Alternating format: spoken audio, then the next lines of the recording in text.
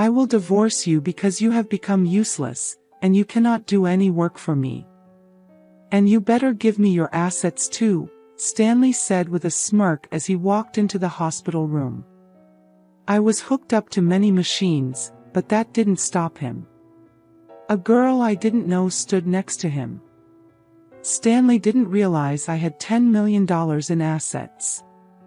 He should understand that a divorce in this situation would be a matter of life and death for a housewife like me. He has the divorce papers, I thought. I couldn't stay with a man who verbally abused his wife. I pulled out the divorce papers I always carried with me and handed them to Stanley. Grinning, he accepted them. Now I can say goodbye to you.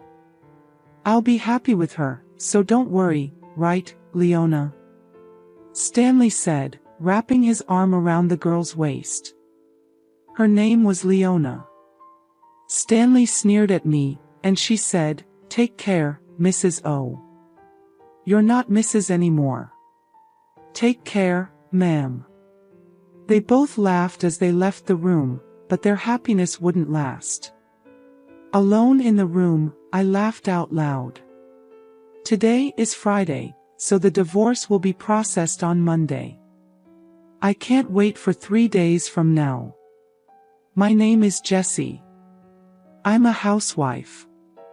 My family runs a regular farm. I don't have any special skills, but I'm proud of my vast cooking repertoire. My husband, Stanley, is the same age as me, and we were college classmates. We both came to Florida from the countryside. Since we both lived alone, I used to cook various dishes for Stanley using the vegetables and rice sent from my family. People often said I captured his heart through his stomach, and I knew it was true. Stanley has always been incapable of doing any household chores.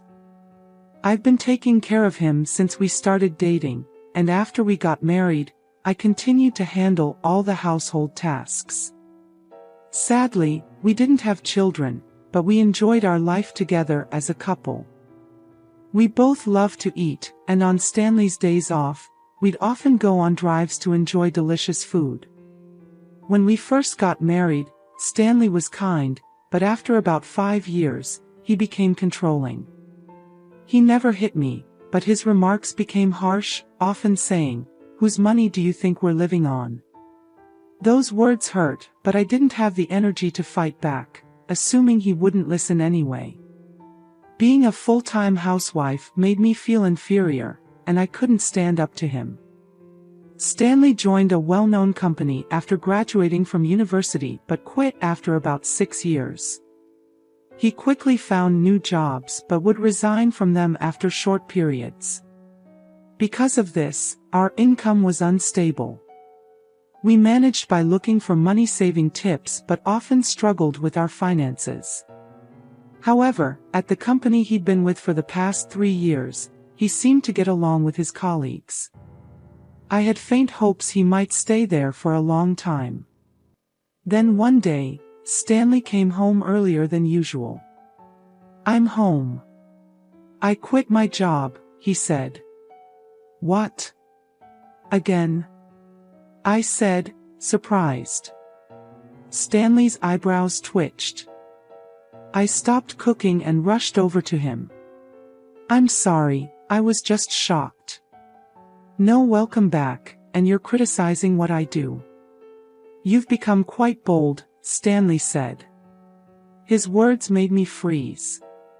Stanley was in a very bad mood, and if I said the wrong thing, it could get worse. "I'm sorry," I said. "As long as you understand," he replied, somewhat placated. He sat on the sofa and turned on the TV. I quietly placed a beer and a glass on the table. "Do you want dinner or a bath?" I asked. "Food and alcohol," he replied. To avoid upsetting Stanley, I played the role of a submissive wife. I once had a strong sense of self, but after 16 years of marriage to Stanley since the age of 30, I rarely showed my true self. After eating and drinking to his heart's content, Stanley fell asleep, snoring on the sofa. The table was a mess, like a child had eaten there. I cleaned up the fallen beer bottles and food scraps on the floor. It wasn't supposed to be like this. Recalling my dreams of a happy married life from my girlhood days, my true feelings slipped out. I glanced at Stanley suddenly, but he showed no signs of waking. Relief washed over me, but I also felt dread about continuing this life. Maybe I should consider divorce. I started planning my schedule for the next day, determined to face the issues I had been avoiding. The next day, Stanley started visiting the employment office and quickly secured another job. While he was job hunting, I went to the city office and signed divorce papers. I wasn't ready to submit them, but having them felt like a kind of protection. I hid the signed divorce papers at the bottom of my bag. If Stanley found them, who knows what he might say or do. "Hey, where did you go while I was job hunting?" he asked. "I went to the stationery store to buy some resumes." "Look, I thought you might need them," I said, trying to sound normal. Stanley, who got home before I did, initially interrogated me suspiciously but quickly cheered up. I handed him the resumes I had bought earlier.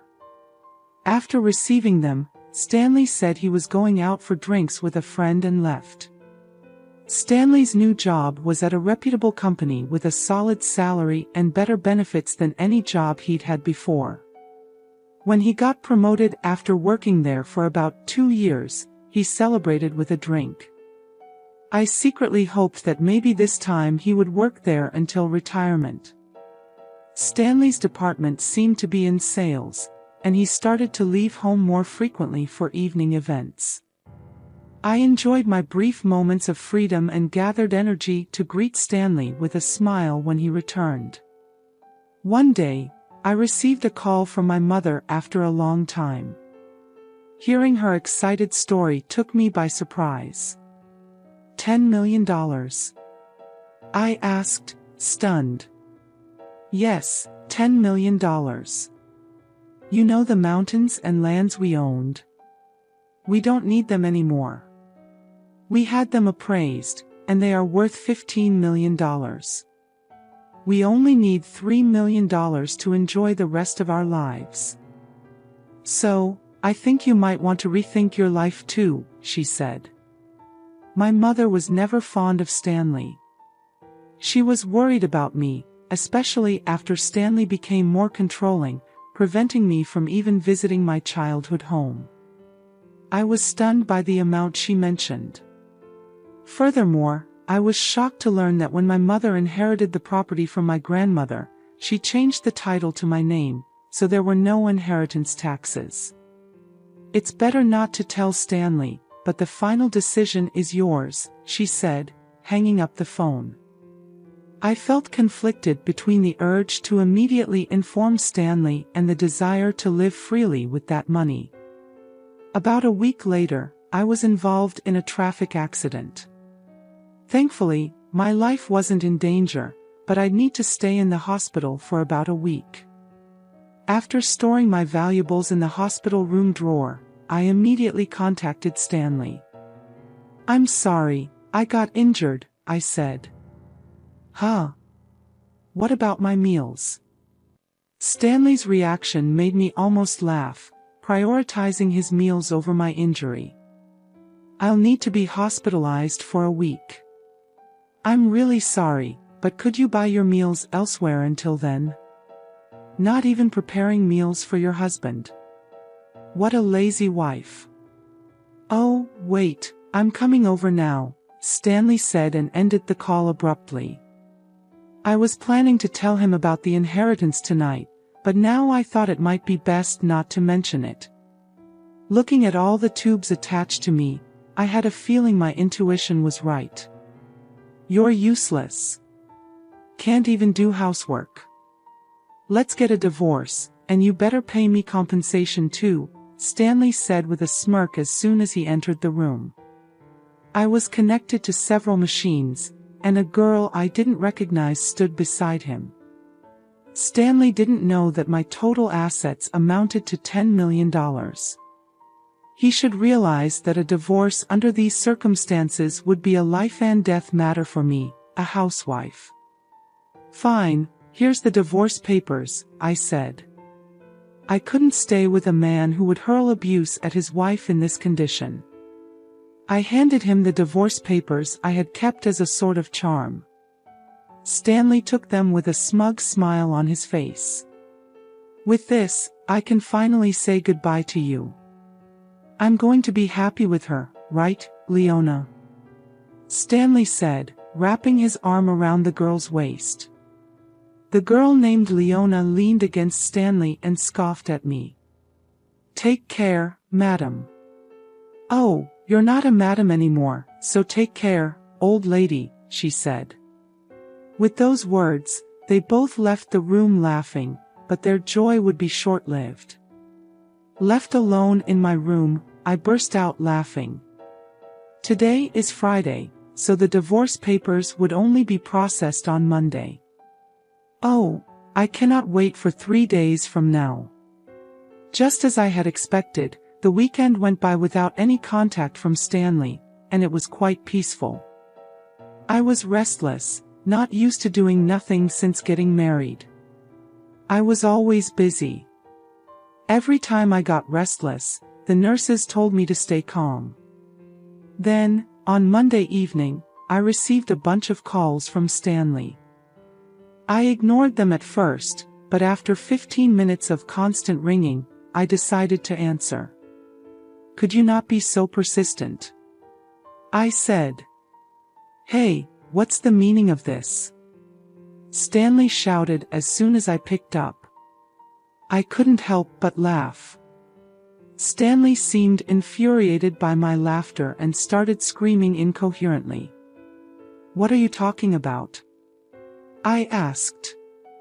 "Don't play dumb. The divorce papers aren't being accepted, are they?" Stanley was huffing and puffing on the other side of the phone. I continued to chuckle and responded to his complaint. Oh, I had previously filed a non-acceptance notification. Remember how you used to say, "Let's get divorced," every time we had a fight? I thought it wouldn't be good if you filed for divorce on a whim during one of our arguments. But I don't need that now. "Withdraw it immediately," Stanley demanded. "I can't do that until I'm discharged." "We need to go through procedures at the municipal office," I said. "Then discharge now. Don't be unreasonable." His selfish demands made me laugh even more. He probably wanted to register his marriage with Leona, whom he brought on Friday. By the way, was her name Leona? She's your mistress, right? Hey, that's rude to Leona. Apologize. She's my new wife. We are not divorced yet, so she's technically your mistress, isn't she? I responded calmly. Stanley made a weird groaning sound. I decided to hit him where it hurt the most. "By the way, you'll hear from my lawyer about the division of property." "That's right, property including this trouble. You better share properly." I'm not sure why he misunderstood, but Stanley suddenly sounded in high spirits. After all, the responsible party has to pay the compensation. I had always done my household chores diligently, and of course, I had never cheated on him. It's clear as day that Stanley is the responsible party.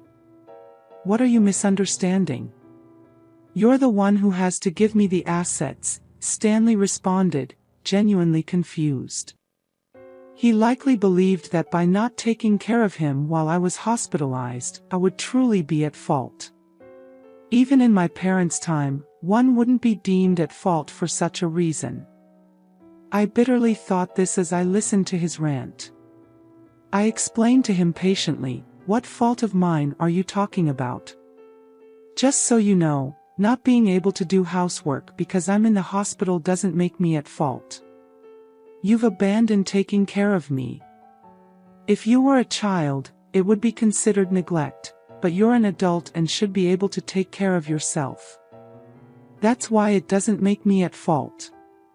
If I say you're at fault, then you're at fault, Stanley insisted. Even a judge would be shocked by his baffling logic. I pictured myself facepalming. Did he really think such childish reasoning would work? Don't you know what's legally defined as grounds for fault? Being at fault means things like infidelity, like having another woman despite having a wife. That's why Leona is my new wife, and you're no longer of any use to me, so it doesn't apply, right? What are you talking about? Since you were dating her behind my back, it's clearly cheating. I said. Stanley still didn't seem to understand. He was set on believing he was right. Either way, please communicate through a lawyer from now on. Goodbye. Hey, Jesse, he shouted, but I hung up the phone without listening to his protests. He called multiple times, but when I ignored him, he eventually gave up and went silent. I was relieved, but the next day, another headache-inducing event occurred. Feeling frustrated by the non-stop ringing from 9 o'clock in the morning, I pressed the call button. On the other end, Stanley was complaining at me like a machine gun. At first, I wasn't sure what he was saying, but piecing it together, it seemed he was complaining about not being able to withdraw money from a bank account. If it's a joint account, Stanley should be able to withdraw without any issue, but if not. I recalled the bank cards and passbooks I had left at home and asked, "Were you trying to take money from my account by any chance?" Exactly. You're still in the hospital, and I was going to take the money into account, but the card won't work, Stanley rumbled on with his unreasonable argument. It seemed he didn't understand what I said yesterday. When I was scheduled to be hospitalized for a week, I had called the bank and requested they prevent withdrawals until I was discharged. I could handle it personally after being discharged. It was to prevent Stanley, who was reckless with money, from depleting my savings while I was in the hospital. My decision was proven right. It's unthinkable to try to withdraw money from the account of an ex-wife you've divorced. However, Stanley didn't see anything wrong with it and asked me to make a withdrawal immediately. What are you talking about? We are practically strangers now. Why would I do as you say? I replied. You and my life haven't changed, even if we're getting divorced. Act like a proper wife and listen to me, Stanley insisted. We are not legally divorced yet, but we are already strangers. Got it? Unfortunately, I don't have money to give to strangers, I said. Stanley was shocked since I had never resisted him this much before, but he quickly became assertive again. Just do as I say. Send the money now. Pay the compensation for not doing housework, he demanded. Even though he was academically capable when we first met, he seemed to lack common sense. 18 years into our marriage, it was clear I had made a poor choice in a partner. Stanley seemed frustrated that I wasn't giving in. He likely had exhausted his cash on hand and probably dipped into the living expenses I had left at home and from our shared account. I spoke to Stanley as if I was talking to a small child. Listen, I'm no longer your submissive wife. We'll settle a property division through a lawyer later on. What? You're so insolent. I'm coming over right now. Just wait, Stanley said, hanging up the phone. I didn't mind if he came to the hospital, but I had already asked the nurse's station not to let anyone in except for my parents. So it was unlikely he'd make it to my room. Stanley really did come to the hospital, but as expected, he was stopped at the nurse's station. My phone kept ringing, but after ignoring it for a while, it switched to messages, and my screen was flooded with notifications. I saved all of them as evidence and contacted my lawyer. After a while, it seemed the lawyer had gotten in touch with Stanley, as the messages stopped coming in. I thought it was the end, but my hopes were about to be dashed. There's a visitor named Marion. Would you like to see her? Marion. Please let her in. Marion was a friend who shared my hobbies back when I was single. Marion and I became close after she responded to my posts on social media where I shared my dining experiences. We discovered we lived nearby and often went out to eat together. After getting married, I couldn't dine out as much to save money, but we kept in touch by regularly meeting for tea and chats. Jessie, are you okay from the injury? Marion asked as soon as she entered the room. Yes, I'm feeling much better now, thank you, I replied. Marion's immediate concern warmed my heart. I realized that since my hospitalization, aside from my parents and the hospital staff, no one had shown concern for me. Hey Jessie, things are tough for you right now, aren't they? Marion asked. Huh? Why? I hadn't told anyone about my situation other than my parents. I wondered how Marion knew and asked her in trepidation. Marion then said something shocking. You know Leona, the young girl, right? She's having an affair with your husband, isn't she? What? How do you know about that? Wait, you know her. Actually, she's my niece, Marion replied hesitantly. I was so surprised that I couldn't close my mouth. Who would have thought that Marion was Leona's aunt? The room went silent. It was the first time there was silence when Marion was around, and it made me feel uneasy. Leona suddenly told her mother, my sister, that she's getting married. What's more shocking is that her partner is 47 years old. When I saw the photo, it was your husband. I was so surprised. I've already told my sister. I'm so sorry for all the trouble my niece has caused you. Don't apologize, Marion. It's not your fault, I said. Marion looked like she was about to cry. I'm thinking of demanding compensation from Leona. I can't compromise on that. But if I do, does this mean our relationship will end? Of course not. I want to continue being friends with you, Jessie. I'll make sure Leona pays compensation. Neither my sister nor I can forgive what she's done. We'll keep a close eye on her. I was very grateful for Marion's words. We had been friends for over 22 years, and I didn't want to lose a precious friend because of my terrible husband and his mistress. I scheduled a meeting with them tomorrow, and I'd like you to come with me, Marion said.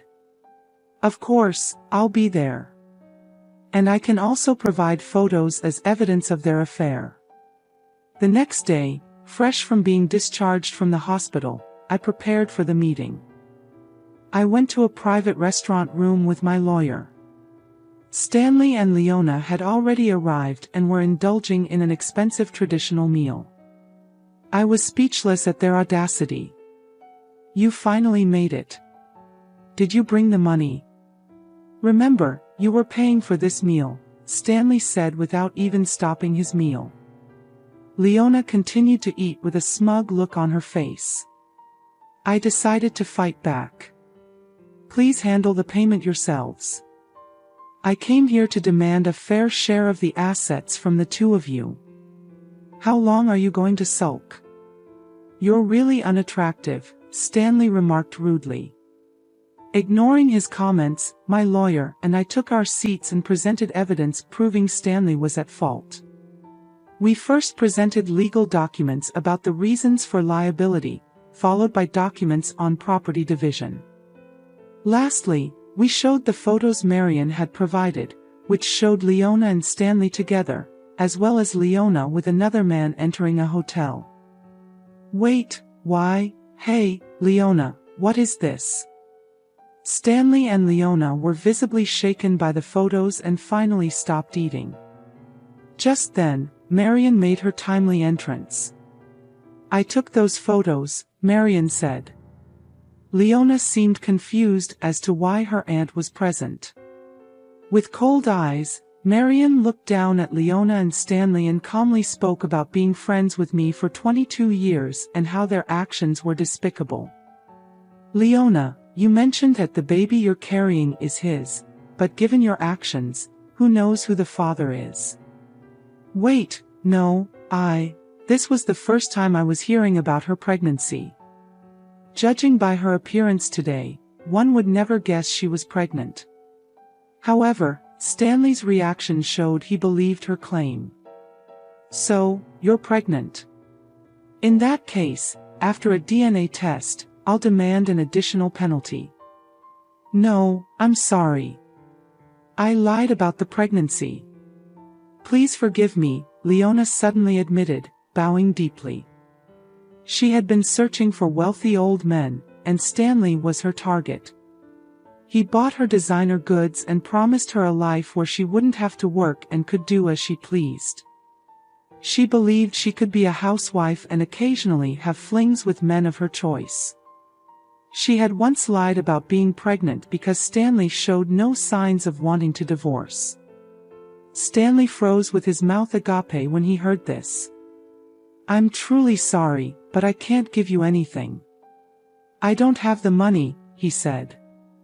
I'll pay in advance. Leona, you're going to work part-time diligently every month and repay me. You won't have any free time until you've paid me back in full, Marion said firmly. Oh no, Leona looked disheartened. Marion mentioned she would bring Leona back later for another apology and took her out of the restaurant. Stanley, in shock the entire time, seemed to snap back to reality and approached me in a flattering tone. Look, it seems I was deceived.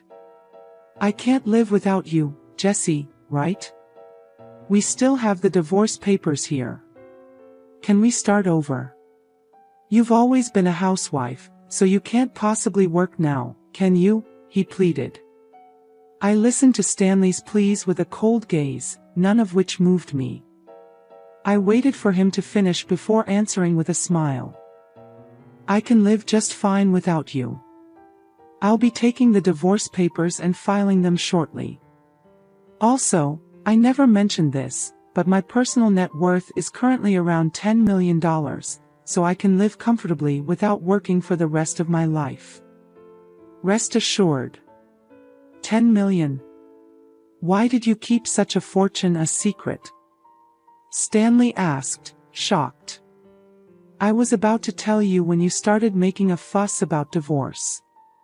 This money is my personal inheritance, so it doesn't count towards marital assets. It has nothing to do with you, I replied. Stanley looked at me with utter despair. My lawyer quickly produced some documents and a pen for Stanley to sign. The lawyer and I then left and immediately filed for divorce, ending our almost 22-year marriage. Later, Leona transferred some money to my account. According to Marion, upon learning of this incident, Leona's mother was furious. She made Leona take a leave from university and work non-stop at a relative's inn until she paid the compensation. Stanley, on the other hand, was disowned by his in-laws after they learned about the divorce. He was told he wouldn't receive any assistance, so he reluctantly took out a loan and paid me in one lump sum. Furthermore, it was revealed that he had been with Leona at a hotel during work hours. He was fired from his job and is now juggling multiple construction jobs to repay his debts. As for me, even after receiving such a large sum, I didn't know what to spend it on, so I donated half to charity. I then moved to the countryside with the remaining money, and I'm now enjoying a luxurious single life. I've continued my friendship with Marian. On our days off, we go on food tours and short trips. We both planned to stay single, so I suggested maybe we should share a room. Initially hesitant, Marian agreed when I mentioned we could share deliveries and she could join my meals. Moving preparations started the following week. As I packed up my old life, I felt a sense of excitement and anticipation for the new chapter ahead. The thought of living true to myself, free from the chains of a toxic marriage, filled me with joy. Marian and I found a beautiful house in the countryside. It was spacious and surrounded by lush greenery. We both loved the tranquility it offered, a stark contrast to the chaos and stress of city life. We set up a cozy living space, complete with a kitchen where we could continue our culinary adventures. As we settled into our new home, our days were filled with laughter and good food. We explored local markets, tried new recipes, and even started a small vegetable garden. The simplicity of our routine brought immense satisfaction. Marian and I grew even closer, sharing not just our home but also our dreams and plans for the future. Despite the hardships I faced, I realized that my life had taken a turn for the better. The toxic relationship with Stanley was a thing of the past, and I had found a true friend in Marian.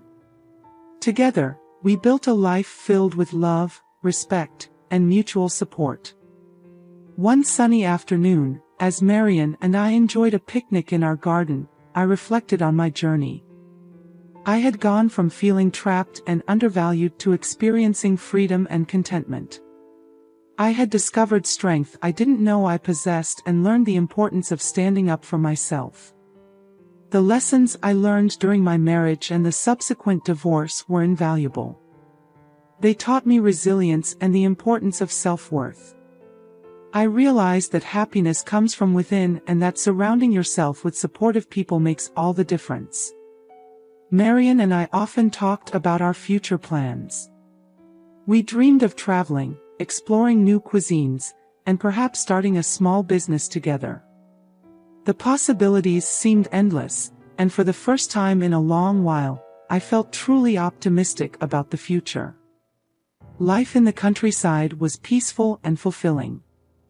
The fresh air, the sound of birds, and the beauty of nature provided a perfect backdrop for our new beginning. I had found a sense of purpose and joy in the simple things, and it was a feeling I cherished deeply. As the days turned into weeks and then months, Marian and I continued to thrive. Our bond grew stronger, and our friendship became the foundation of our happiness. We supported each other through thick and thin, always knowing that we had someone to rely on.